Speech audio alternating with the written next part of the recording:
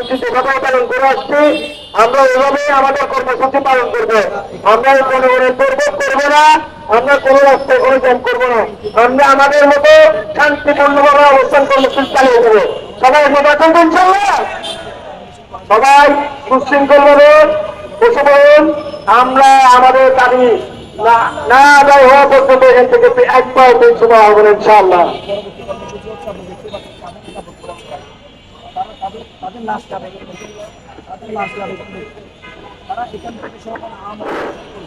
এখানে আমাদের কাছে বক্তব্য স্বাস্থ্য বক্তব্য আমাদের এলাকাতে শুরু করে ছাত্র আমাদের সাথে সহযোগ করেছেন।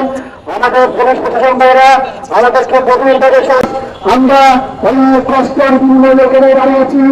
যে আন্দোলন আমরা বুঝি পার করে আজকে পর্যন্ত এসেছি, যারা আমাদের ব্যাংক থেকে চড়াই করেছে তারা এখানে পর্যন্ত আমাদের এখানে এসে আমাদের সাথে কোনো আপোষ করে নাই।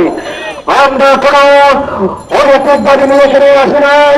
আমাদের দাবি একটাই, আমরা 547 জনের জন্য অনিয়মভাবে দুর্নীতি করে আমাদেরকে চাকরি করে